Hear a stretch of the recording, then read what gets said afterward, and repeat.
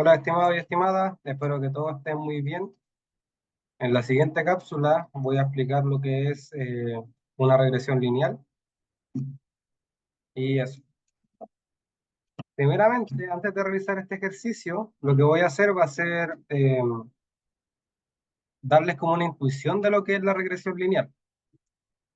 La regresión lineal vendría siendo atribuir una recta a un set de puntos.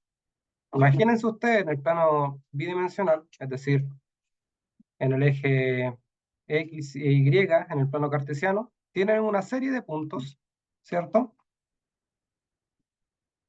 Uno, uno puede calcular una recta que se adecue a esta serie de puntos. Esa recta vendría siendo la regresión lineal adecuada a esos puntos. ¿Bien? Y como ustedes bien saben de precálculo o cálculo, esta recta siempre va a tener la forma de y igual a m por x. ¿Bien? Matemáticamente, una recta siempre se va a ver de esta forma, más un intercepto b.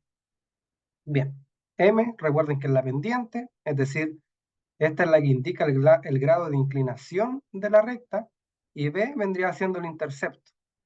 ¿Por qué se llama intercepto? Porque fíjense que cuando el x vale 0, el b es el que sobrevive, ¿ya? Es decir, cuando el x vale 0, la función vale b. Es decir, es el intercepto en el eje y. Perfecto. Eso con respecto a la regresión lineal. En este caso, nosotros vamos a notar esta pendiente de otra forma. Vamos a notar este y, que viene siendo la variable dependiente, como y gorrito, porque a la final lo que estamos haciendo es una estimación de algo real. ¿Ya? Este b, el intercepto, va a ser un beta sub 0. Y a este le vamos a sumar un beta sub 1, que en este caso vendría siendo la pendiente, por un x, que este de acá viene siendo la variable independiente. Bien, entonces, ¿qué tenemos? Tenemos una variable dependiente, que esta es la variable a explicar, y tenemos una variable independiente, que vendría siendo la variable que explica.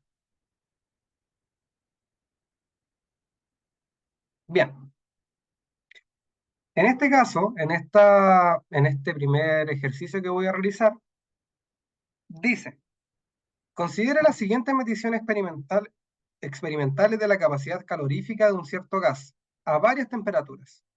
Bien, es decir, tenemos un gas donde yo le aplico cierta temperatura, este T no es de tiempo, sino que es de temperatura, y me arroja una capacidad calorífica. Bien, así lo veo yo. Es decir, al gas le aplico una cantidad de temperatura y me arroja una cantidad calorífica. Es decir, si yo, esto no sé en qué unidad están, no sé si es Fahrenheit, no sé si es Celsius, pero digamos que es una unidad de temperatura, ¿ya? Si yo le aplico menos 50 de temperatura, entonces este gas me va a arrojar 1250 de capacidad calorífica. Bien, eso es en cuanto al problema. Esto de aquí vendrían siendo unos datos reales. Imagínense que ustedes fueron los que estaban viendo este experimento y anotaron estos datos en su libretita. Cuando le metíamos 0 de temperatura, arrojaba 1350. Y así. Bien. El inciso A nos dice: use una regresión lineal para determinar un modelo que prediga C en función de T. Y aquí, con el enunciado del inciso, uno ya puede determinar cuál va a ser la variable dependiente y la variable independiente. La variable dependiente, que es la que depende, es decir, la variable a explicar, va a ser C. Es decir, C gorrito va a depender de la temperatura. Por eso esta va a ser la variable dependiente, que es la variable a explicar. ¿Bien? Hasta ahí todo bien. Y la otra, que viene siendo t, va a ser la variable independiente, que esta va a ser la variable que explica, t. Va, perdón, c. Bien, hasta aquí no tendríamos que tener mayor problema. Bien, tenemos una variable dependiente, una variable independiente, y nos piden usar una regresión lineal para determinar un modelo que prediga C. Es decir, vamos a tener un modelo de la forma T gorrito de T va a ser igual a un beta sub 0 más un beta sub 1 por T. Es decir, a esta estimación de la capacidad calorífica, yo le voy a meter temperatura y me va a arrojar un valor, que va a ser una aproximación de lo que tendría que arrojar, y esa aproximación se hizo con estos datos que es de aquí. Una regresión lineal, siendo sincero, no es un buen modelo para predecir experimentos complejos de la vida real. Por ejemplo, si yo quisiera, si yo quisiera eh, explicar la demanda con respecto al tiempo, por ejemplo, que eso es lo más común, una regresión lineal es un modelo malo, porque como bien dice el nombre, es simplemente reducir algo tan complejo a algo lineal. Bien, pero en este caso vamos a ver si esta regresión lineal es buena o mala. Y aquí vienen algunas fórmulas. ¿Cómo se calcula el beta sub 0? El beta sub 0, bueno, primero voy a definir cómo se calcula el beta sub 1, porque el beta sub 0 depende del beta sub 1. ¿Ya?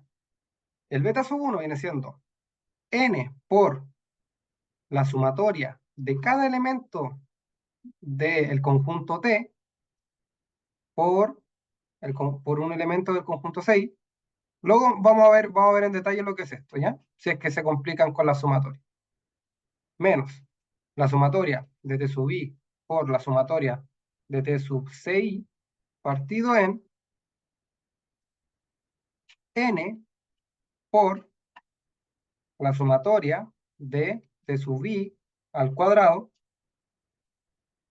¿bien? Menos la sumatoria de T sub I al cuadrado. Si se dan cuenta, lo dije casi igual, pero no son lo mismo. Esto es, cada elemento de los t, del vector t, lo elevo al cuadrado y después lo sumo, y esto es hacer la sumatoria y después la sumatoria elevarla al cuadrado. Bien, ¿qué vendría siendo la sumatoria de los t sub i por c sub i? En este caso, fíjense que nosotros tenemos esta tablita de acá, ya, voy a borrarle esto de aquí, y esta tablita de aquí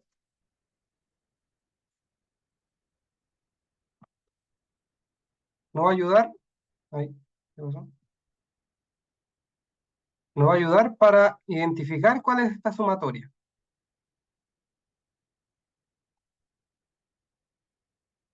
Esto de acá es simplemente pescar el primer elemento de t, que en este caso es menos 50, y multiplicarlo por el primer elemento de c, 1250. Y ahora, esto le sumamos el segundo término, es decir, menos 30 por 1280. ¿Bien? Y así sucesivamente hasta el último elemento, que vendría siendo más 110 por 1700. ¿Bien? Eso es simplemente esta sumatoria, es multiplicar el primer elemento con el primer elemento del otro, después el segundo por el segundo, el tercero por el tercero, y así, hasta llegar al final. Perfecto. Esto yo la calculé y me dio que daba 317.100. Bien. Luego, tenemos estas dos sumatorias, ¿ya? Lo voy a hacer por separado, porque al final esto es lo mismo que calcular esta sumatoria de acá, y después el resultado de calcular esta sumatoria de acá, multiplicarlo con el resultado de esta sumatoria de aquí. ¿Qué vendría siendo la sumatoria de los t sub i?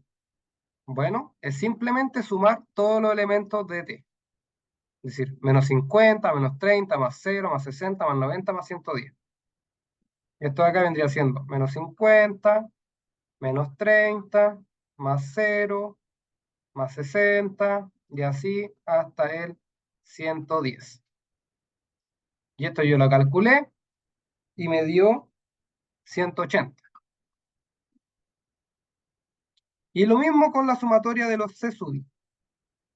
La sumatoria de los c sub i vendría siendo 1250 más 1280, ¿cierto? Más 1350, más 1480 y así hasta el 1700. Y esto yo igual lo calculé y me dio 8640. ¿Bien? ¿Qué nos faltaría? Bueno, nos faltaría este de acá simplemente porque este de aquí es simplemente la sumatoria de los TI, es decir, 180 elevado al cuadrado. Esto de acá es algo que difiere, es algo diferente. La sumatoria de los t sub i al cuadrado es muy parecido a esta sumatoria de acá, menos 50, menos 30, más 0, y así hasta el 180 o 110. ¿Bien?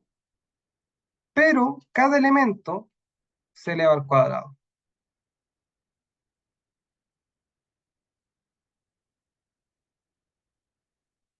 Bien, eso es lo único que cambia. Y esto de acá también lo calculé y vendría siendo 27.200. Perfecto. Ya tenemos todos los datos. ¿Cómo sería el beta sub 1? Esto vendría siendo n, que en este caso n es el largo de este conjunto de acá, que vendría siendo como el conjunto que realiza esta regresión lineal. ¿Cuántos elementos tiene? ¿Cuántas filas tiene? 6, ¿cierto? 1, 2, 3, 4, 5 y 6. Ese vendría siendo el n. Entonces el beta 1 en este caso sería 6 por la sumatoria de los ti por 6, que nos dio 317,100, menos la sumatoria de los ti, 180, por la sumatoria de los 6, 1640. Y todo esto dividido en 6 por esto de acá, que nos dio 27.200 menos 180 al cuadrado. Y si ustedes meten todos estos numeritos dentro de la calculadora, les debería dar el beta 1, 2.6559. Bien, pero nosotros sabemos que el modelo requiere de un beta 1 y de un beta 0, ¿ya? Así que ahora tendríamos que calcular el beta sub 0. El beta sub 0 también viene dado por una fórmula. Esta fórmula vendría siendo la sumatoria de los 6 menos beta sub 1 por la sumatoria de los t sub i. Y esto partido en n, que en este caso ya tenemos todos los parámetros. La sumatoria de los 6 nos dio 8.640, el beta 1 nos dio 2.6559, la sumatoria de los TI nos dio 180 y el n es 6. El beta sub 0, si ustedes meten esto nuevamente dentro de la calculadora, les debería dar 1.360. Y listo, ya tenemos el modelo hecho, el modelo de regresión lineal que se adecuó a los datos. Este modelo, que es una estimación de la capacidad calorífica, depende de T y viene dado por el beta 0, 1360, más el beta sub 1, 2.6559, por T, que es la temperatura. Si se dan cuenta, como les dije anteriormente, la regresión lineal inclusive ni siquiera se adecua bien a los puntos del conjunto de entrenamiento o del conjunto que nos entregó el enunciado. ¿Por qué? Fijémonos en un punto cualquiera. Por ejemplo, este 90 de aquí. O mejor el 0. Sí, el 0. Enfoquémonos en el 0. ¿Qué es lo que dice esto? Dice que si yo a este gas le pongo 0 grados, me va a arrojar 1350, ¿cierto? Pero nosotros sabemos que aquí, si el T vale 0, si a esto le meto un 0, esto no me da 1350, me da 1360, que es algo casi, pero no es exacto. ¿Para qué serviría esta regresión lineal? Esta regresión lineal nos sirve bastante para predecir a lo mejor algo a largo plazo. Por ejemplo, ¿qué pasaría si yo le aplico a este gas 1000 grados, por ejemplo? Y eso ya sería algo más difícil, ¿cierto? Porque no tenemos tantos datos. Pero esto nos va a entregar un aproximado que quizá es algo que esperaríamos que ocurriera con cierto rango de error, que vendría siendo 1360 más 2.6559 por 1000. Y esto de aquí vendría siendo como el valor aproximado si es que yo a ese gas le meto 1000 de temperatura. Perfecto. Ahora la pregunta es, esto de aquí, esta regresión, ¿es buena? Y para eso está el indicador R cuadrado, ¿ya? Este coeficiente.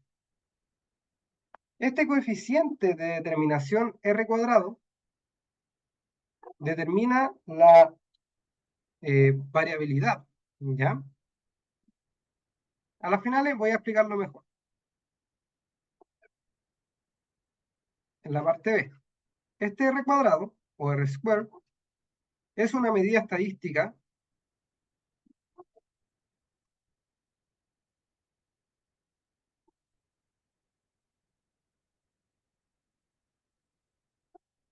que indica que también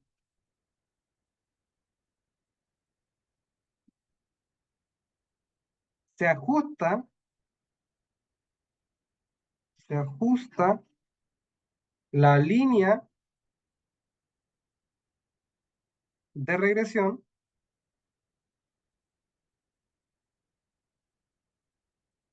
en los datos observados.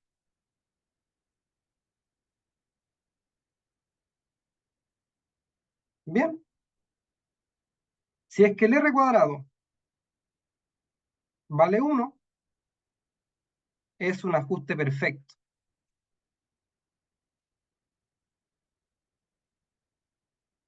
Si es que el R cuadrado vale 0, indica que el modelo no explica ninguna variabilidad en la variable dependiente. Es decir, mal. Es un modelo mal. Toda la variabilidad en C es debida a otros factores. Y justo la variable independiente que escogimos no explica en nada la variable dependiente. Bien, así que veamos. Mientras más cercano al 1, mejor es el modelo. Luego voy a explicar bien cómo interpretar este R cuadrado con el R cuadrado que obtengamos en este ejercicio. ¿Ya? R cuadrado igual a 0 es algo malo. Es algo, esto lo que dice es que la variabilidad de la variable independiente que nosotros cogimos no explica en nada la variabilidad de la variable dependiente. Voy a tomar un poco de café, espérame. Bien, entonces, ¿cómo nosotros calculamos este r cuadrado? Se hace mediante una formulita, que es la que le voy a anotar a continuación. Bueno, la verdad hay varias formas de calcular el r cuadrado, pero la fórmula general o la fórmula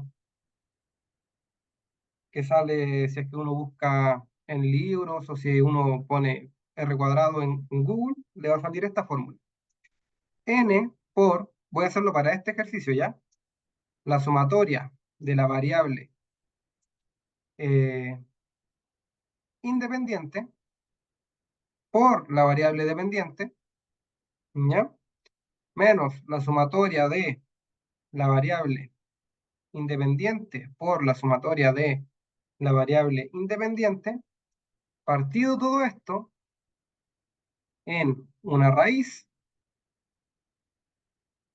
que tiene n por la sumatoria de t sub i al cuadrado menos la sumatoria de t sub i todo al cuadrado por n por la sumatoria de c sub i al cuadrado menos la sumatoria de c sub i y todo esto al cuadrado. Bien, y todo esto al cuadrado. Esa es la fórmula. Si se dan cuenta, nosotros ya tenemos varias de las cosas que están aquí en la fórmula. Tenemos el n, tenemos este ti por ci, que ya lo calculamos, tenemos este ti, tenemos el ci. El único valor que no tenemos vendría siendo justamente esta sumatoria de ci cuadrado, pero se calcula igual que el de ti cuadrado. Es decir, es lo mismo que esto de acá, pero con los 6.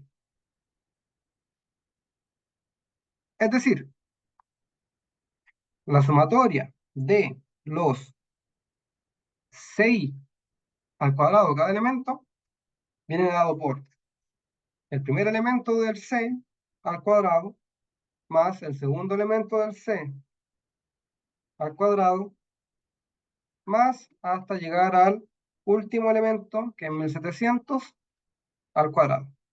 Calculé yo esto y me da 12.600.200. Bien, y ahora sí tenemos todos los datos. Que ahora a la final es simplemente reemplazar y ponerlos bien en la calculadora. Elevar todo al cuadrado de 6 por, ¿esto cuánto había dado? Había dado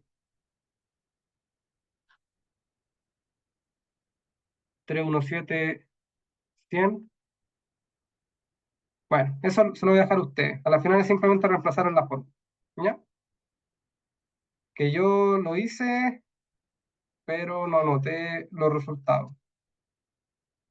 O sea, no reemplacé la fórmula, llegué y lo hice en la calculadora. Y esto me dio 0.9696. Que esto ustedes lo pueden verificar, ya reemplazando cada uno de los valores, ponerlo en la fórmula y acordarse que abajo hay una raíz y que todo esto está al cuadrado. Bien, perfecto. El r cuadrado entonces nos dio 0.9696. ¿Esto qué indica? Lo que indica vendría siendo, ¿ya? Esto es más para que ustedes lo coloquen, si es que le dicen, interprete este r cuadrado.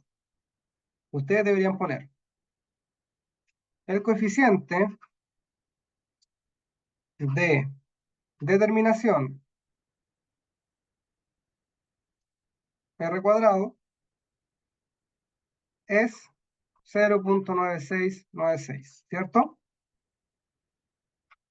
Esto indica que el 96.96% de la variabilidad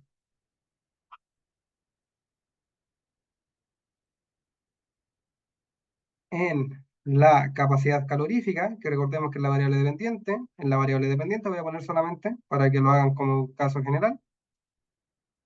Eh, puede ser explicada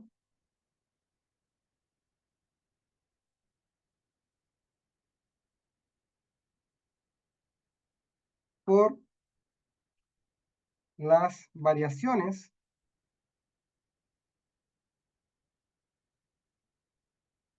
en la variable independiente. Es decir, el modelo de regresión lineal es altamente efectivo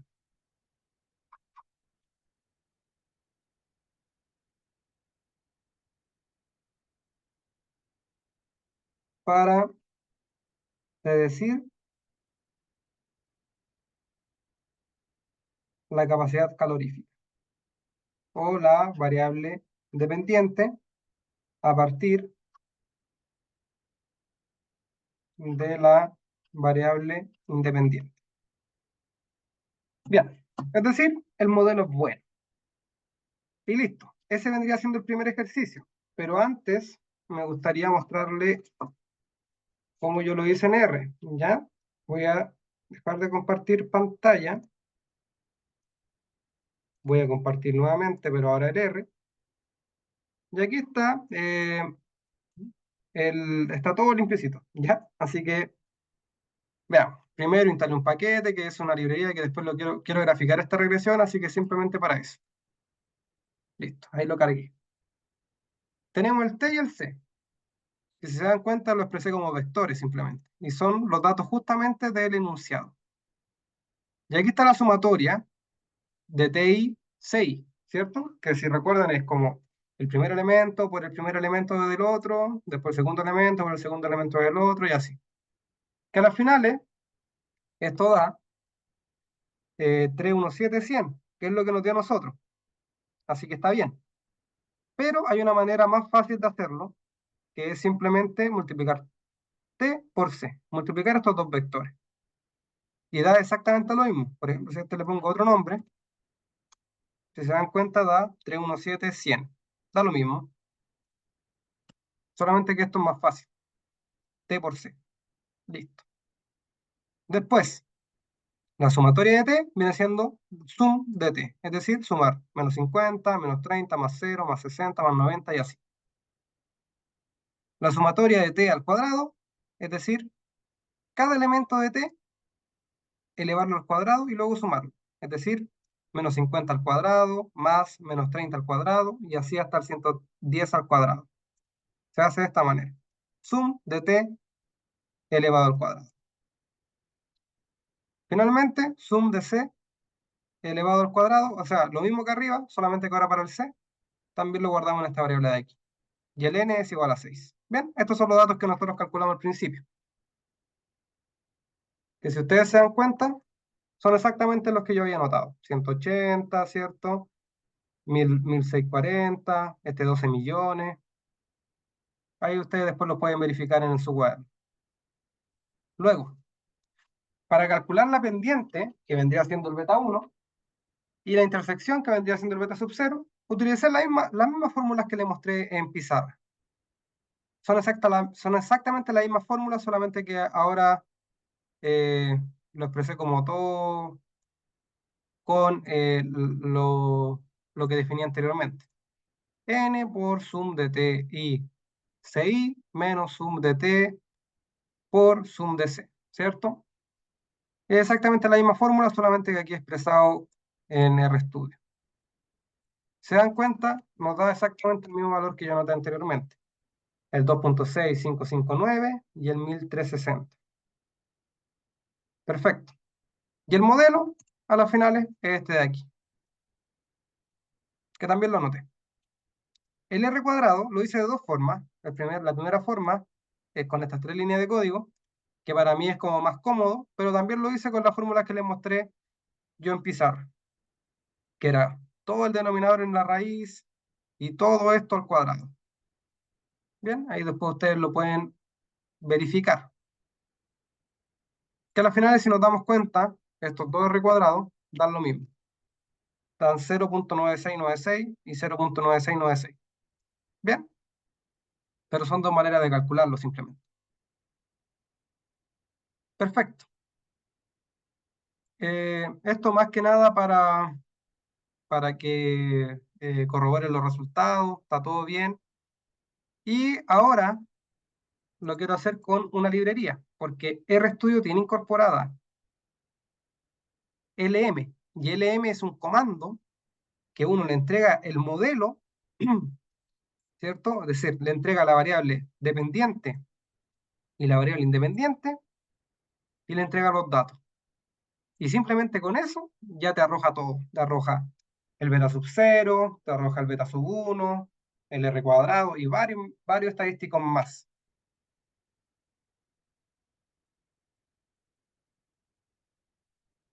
Bien, en este caso, estas son las mismas dos líneas que estaba al principio, ya te hice, pero ahora lo transformé en un data frame, porque este LM recibe un data frame como datos, ¿ya? Pero al final es simplemente transformar en un data frame este T y este C. Lo hago data frame, lo pongo en el modelo y le pido que me haga un resumen del modelo. Si se dan cuenta, en este resumen del modelo está exactamente todo lo que les dije. Este de aquí viene siendo el intercepto, ¿cierto? El beta sub 0, 1360. Este de acá abajo viene siendo el beta sub 1, 2.6560, ¿cierto? ¿Qué más podemos sacar? Miren, aquí mismo está el modelo, ¿cierto? Y aquí está el R cuadrado, 0.9696. Pero además te dice cuáles son los grados de libertad, te dice cuál es el residual standard error, el R cuadrado ajustado, que al final estas dos medidas de aquí eh, se interpretan de la misma manera. Mientras más parecido al 1, mejor el modelo. Bien, y están los p-valor. Eso a lo mejor todavía no lo ven bien, pero para hacerle como un spoiler, aquí en RStudio, mientras más asterisco haya, ¿ya? Significa que más significancia tiene el modelo. En este caso, muy significante. Es decir, un modelo bastante bueno. Y esto además lo podemos graficar. Y la gráfica se ve de esta manera,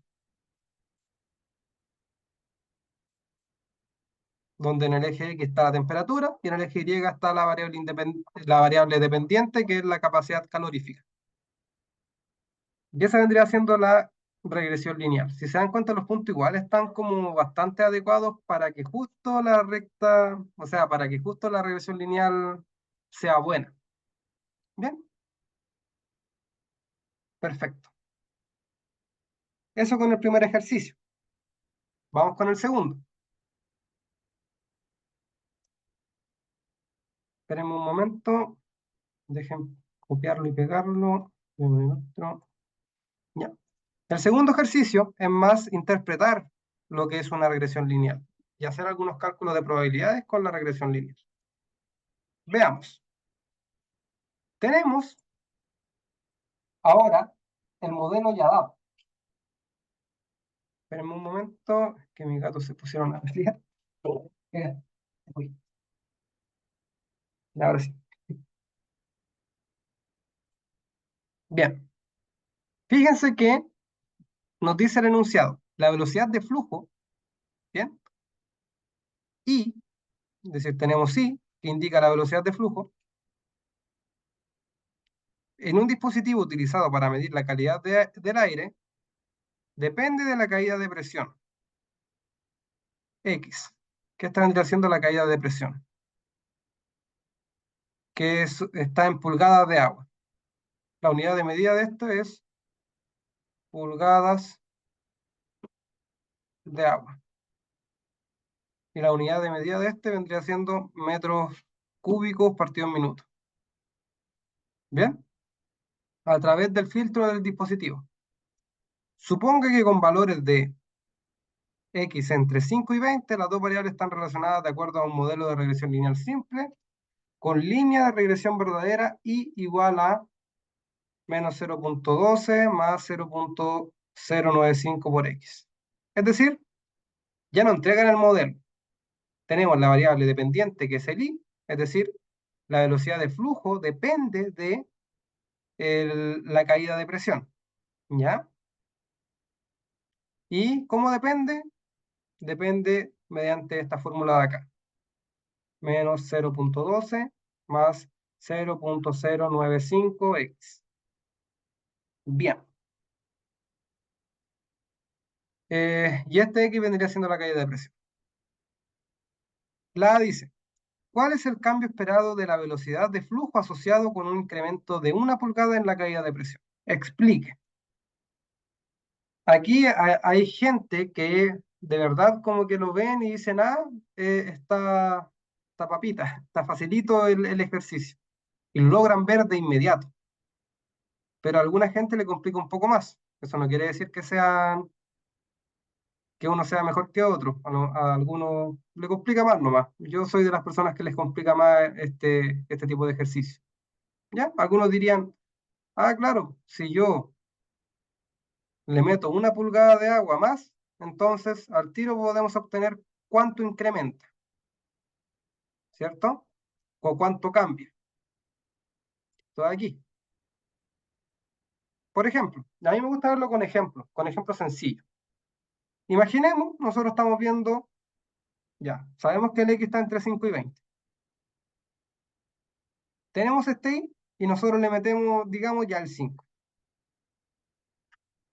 ¿Cómo vendría siendo la regresión lineal? Sería menos 0,12 más 0,095 por 5, ¿cierto? Perfecto. Y nos dice, ¿cuál es el cambio esperado de velocidad de flujo? Es decir, ¿cuánto cambia esto cuando se le incrementa 1 pulgada? Es decir, si ahora le incremento a este 5 un 1, ¿cuánto cambia? Y esto cambia 0,12 más 0,095 por 6. ¿Verdad? ¿Cuánto cambia? Bueno, para ver cuánto cambia, uno puede expresar el de abajo como. Lo puede expresar como. eh, Veamos a ver. Menos 0,12 más 0,095 por 5 más 1, ¿cierto? Y esto de acá vendría siendo menos 0,12 más 0,095 por 5 más 0,095. Y si nos damos cuenta, esto de aquí es I de 5. ¿Cuánto cambió? Esto de acá. Es decir, cada vez que nosotros le metemos una cantidad o una caída de presión, más el cambio que se le hace es de 0,095. Pero esto no va a servir, esto es para que ustedes lo entiendan. Ustedes lo pueden hacer de esta manera siempre y cuando se den valores arbitrarios. Por ejemplo, sea x en 5 al 20. ¿Ya? Va a ponerles xa. Entonces, si yo le meto xa, ¿cierto? Esto me va a dar menos 0,12 más 0,095 por xa. Y ahora, la pregunta que nos da el enunciado es, ¿cuánto cambia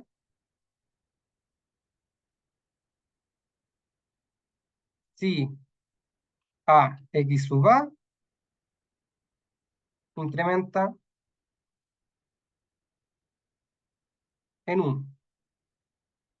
Y esto es fácil, es y sub xa más 1, que esto al final es menos 0.12 más 0.095 por xa más 1, que esto es igual a 0.12 más 0.095 por xa más 0.095.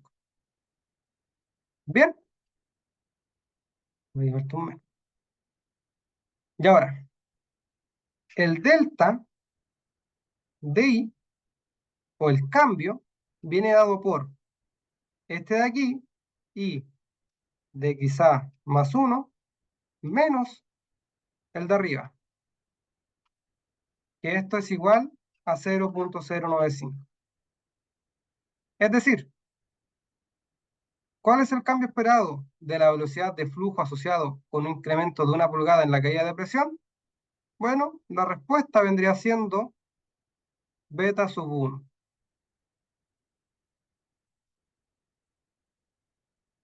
Por lo tanto, beta sub 1 es el cambio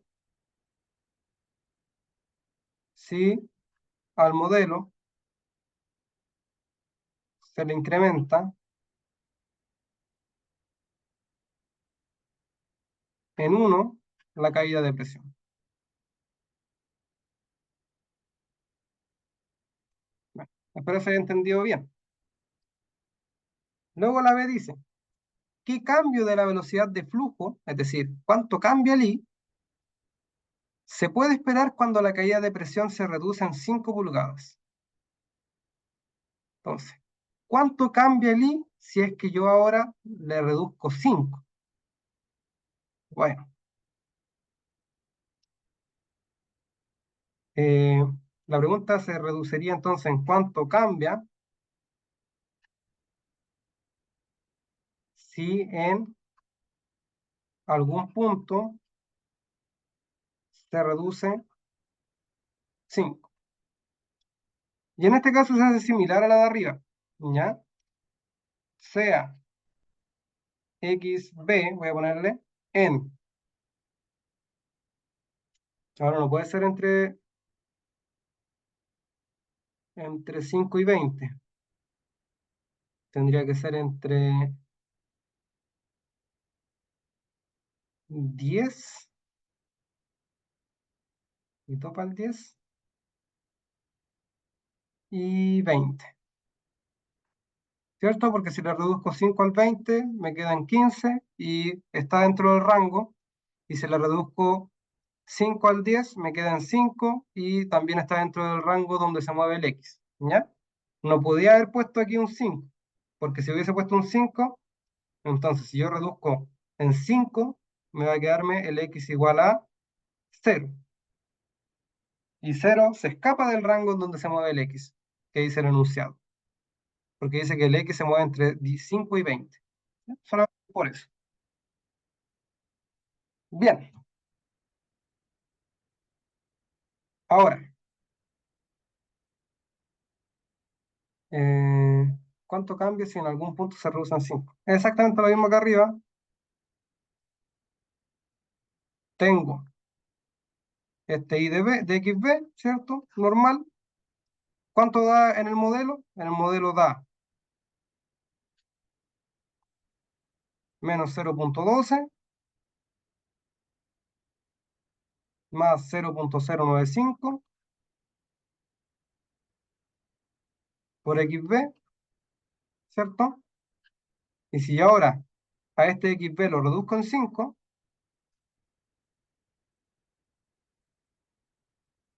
esto me daría menos 0.127,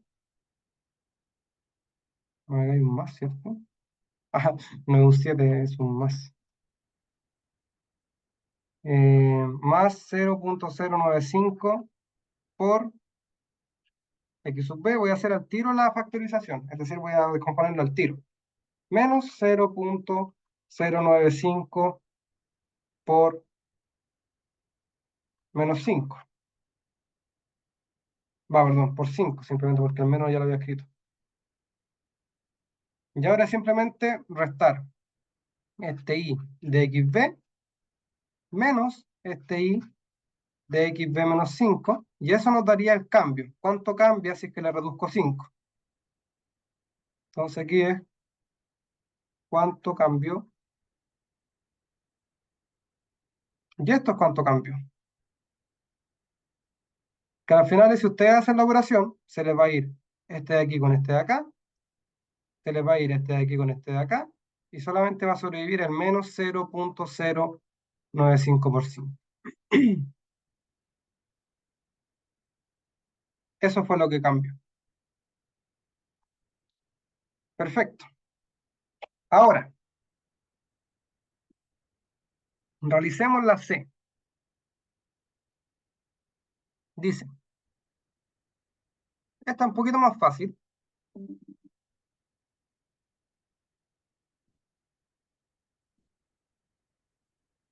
¿Cuál es la velocidad de flujo? Es decir,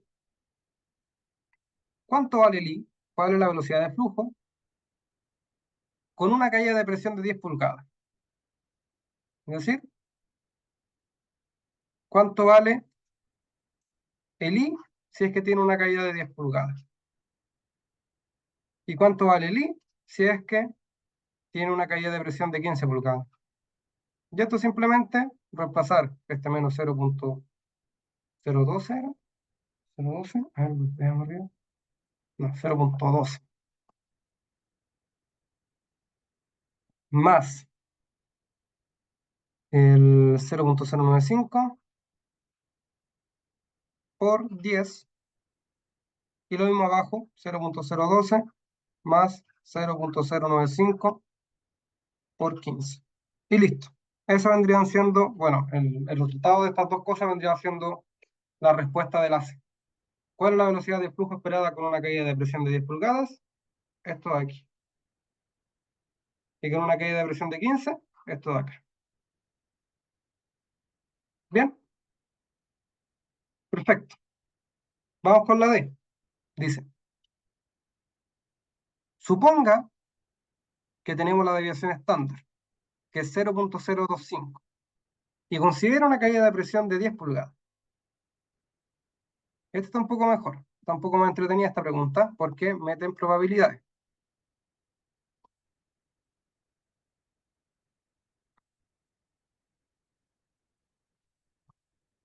Ya, dice, eh,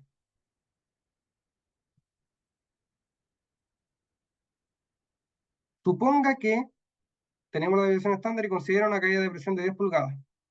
¿Cuál es la probabilidad de que el valor observado de la velocidad de flujo, es decir, cuál es la probabilidad de que I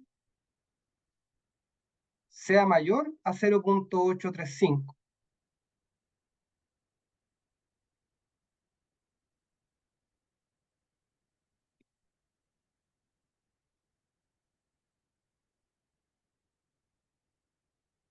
Bueno, esta pregunta creo que no iba acá. Que la velocidad de flujo observada excederá de... No, esta pregunta no va. ¿Ya? Esta pregunta está mal redactada. La verdad no... ¿Qué es la velocidad de flujo? La primera, ya. Después voy a ver si es que esta la puedo resolver, pero la verdad creo que está mal redactada. Que la velocidad de flujo observada excederá de 0.84. Tendría que ver. Ya, pero la primera dice, ¿cuál es la probabilidad de que el valor observado de la velocidad de flujo excederá de 0. Lo mismo. Ya, la otra es lo mismo, solamente que cambia este 0.835 por este 0.840. Pero eso se la voy a dejar a ustedes, porque al final es lo mismo que voy a hacer ahora, pero con el 0.840. Perfecto. Entonces, fijémonos que nos estamos hablando de probabilidades. El modelo, recordemos que el modelo es igual a menos 0.12 más 0.095 por X. Este es el modelo. Dice, consideremos una caída de presión de 10. Es decir, este I de 10 vendría siendo menos 0.12 más 0.095 por 10. Que esto a las finales es 0.83. sin ningún decimal. Bien, pero nosotros, como vimos en el primer ejercicio, esto tiene un cierto porcentaje de error. Así que no quiere decir que este sea el valor real, pero sí quiere decir que el valor real es un aproximado muy parecido a este valor de acá. Y lo que nos preguntan en esta pregunta vendría siendo, ¿qué probabilidad hay de que este valor que nos dan, el 0.835, sea justamente el valor real? Bien, solamente teniendo como información la aproximación del valor real. Bien, para esto nosotros podemos aplicar la probabilidad de que el valor observado exceda el 0.835, que es lo que nos piden. Vamos a crear z, que va a ser una variable con distribución normal, donde vamos a poner el 0.835, que este vendría siendo el valor que, bueno, recordemos que esto de aquí, siempre para nosotros estandarizar una normal de 0,1, ¿cierto? Lo que hacemos es siempre crear una variable de este estilo, ¿verdad? Bien, en este caso nos dan este sigma, ¿ya? Este X vendría siendo el, justamente la probabilidad de que nosotros queremos ver, ¿cierto? Que en este caso es 0.835, menos el aproximado, es decir, es como el promedio en este caso, el valor esperado, que en este caso es 0.83, ¿bien? Que este de acá, menos, perdón, menos, partido en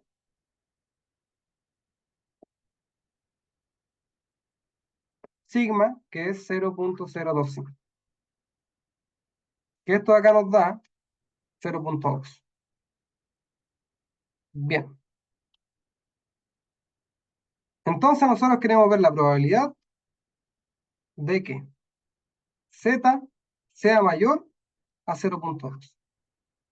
Y si ustedes la calculan, usando alguna calculadora de probabilidad normal, esto deberían ustedes saber hacerlo ya, desde ya. Así que no quiero dárselo, porque si se los doy, lo muy probable es que se los olvide. Así que ustedes deberían saber calcular esta probabilidad. Pero al final recuerden que es la probabilidad de z, va. Esto es la probabilidad de 1 menos la probabilidad de z sea menor a 0.2.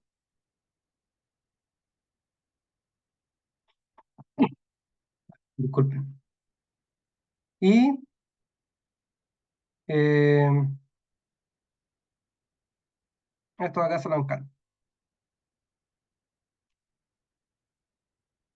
Esto de acá es igual a 0.4207.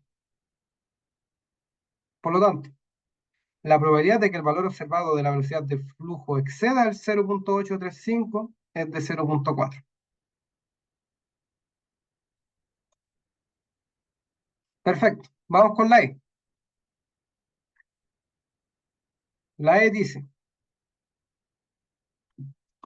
vamos a ver lo que dice la E. Ya está abriendo la garganta. Creo que me voy a enfermar. Vamos con la E.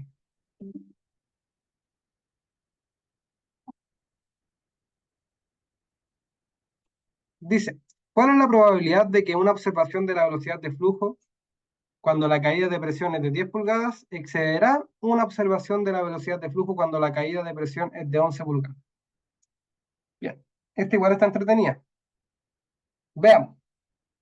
Primero vamos a calcular las velocidades de flujo esperadas para x igual a 10 y x igual a 11. Es decir, vamos a calcular y de 10 y de 11.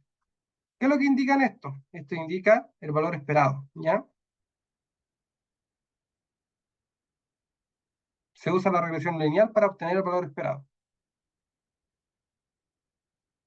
Bien, entonces, Si ustedes calculan el I de 10, les debería dar,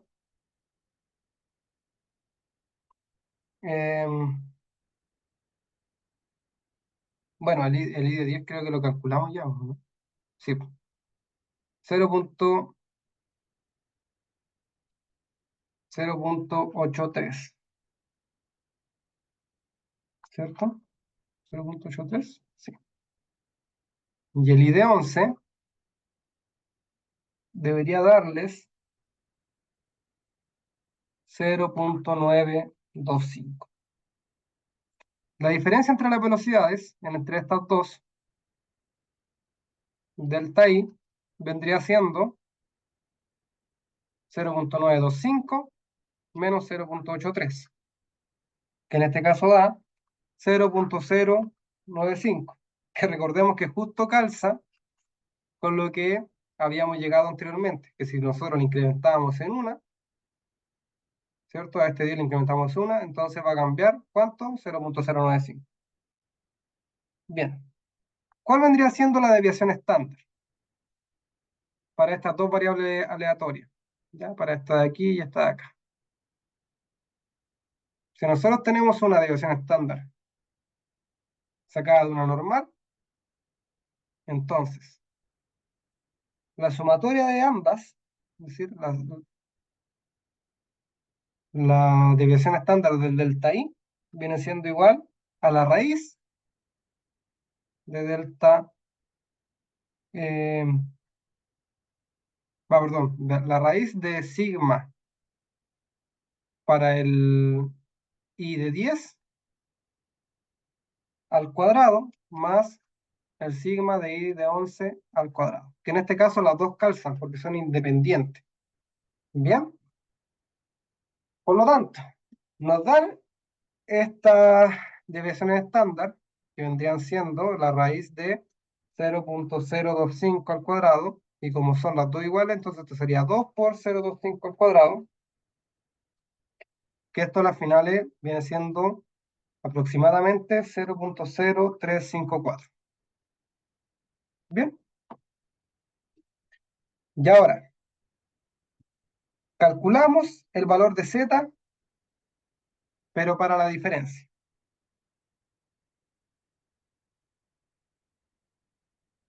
En este caso, ¿qué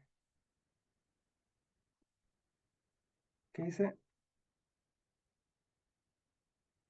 ¿Cuál es la probabilidad de que una observación de la velocidad de flujo cuando la caída de presión es de 10 pulgadas accederá? Una observación de que una observación, a ver, esperen mejor.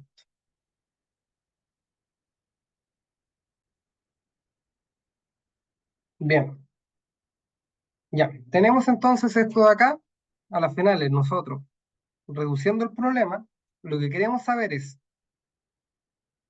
según el enunciado, es ver la probabilidad de que una observación de la velocidad de flujo cuando la caída de presión es de 10 excederá una observación de la velocidad de flujo cuando la caída de presión es de 11.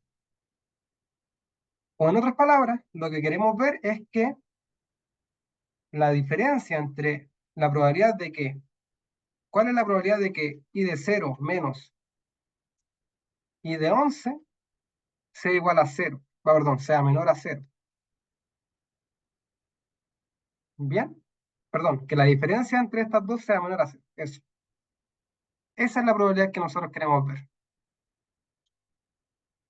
La probabilidad de que esto sea menor a 0.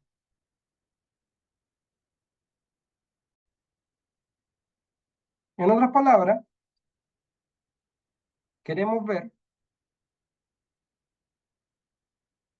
la probabilidad de que el I sub 10 sea mayor o que exceda en una unidad al I sub 11. Perdón, que el I sub 10 sea mayor a I sub 11. ¿Cierto? O en otras palabras, que la diferencia sea menor a 0. Por lo tanto, nosotros ya calculamos la diferencia. Este Z vendría siendo 0 menos, ¿cuál era la diferencia? 0,095, ¿cierto? Eso era lo que cambiaba, partido en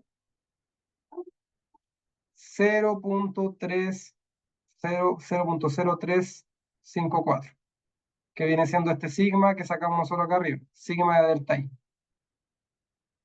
¿Bien? Que esto a las finales nos da algo parecido a 2,68. Y a la final nosotros lo que queremos calcular es que la probabilidad de que Z sea justamente menor a cero. Que esto a las finales vendría siendo, si uno lo ve en la tabla normal, 0,0037. Es decir, es muy poco probable de que el I sub 10 sea mayor al I sub 11. Y eso. Esos serían los ejercicios que veríamos en esta ayudantía. Bien, hay otro ejercicio más que lo van a poder ver en la pauta, que es el P3, que ese se lo voy a dejar propuesto y es muy parecido a este que hicimos recién. El P4, bueno, sí, el P4 lo va a subir el otro ayudante, ¿ya? Y yo le voy a subir la cápsula, obviamente, a la plataforma cuando lo tengamos los dos listos. Eso. ¿Qué más? Voy a subirle la pauta del P3, del que está restante. Bien, si tienen alguna consulta, alguna duda, cualquier comentario, me lo pueden hacer llegar a mi correo. Bien, todos ustedes lo deberían tener. Está en la plataforma de Ucampus y ahí me pueden hablar, me pueden decir, Jaime, ¿sabes qué? En tal minuto a lo mejor no entendí algo, o no sé. Siempre voy a estar a disposición de ustedes. Eso, estimado y estimada, que estén muy bien y que tengan un buen, no sé si, creo que le dieron sándwich el viernes, así que tengan un buen fin de semana largo. Eso.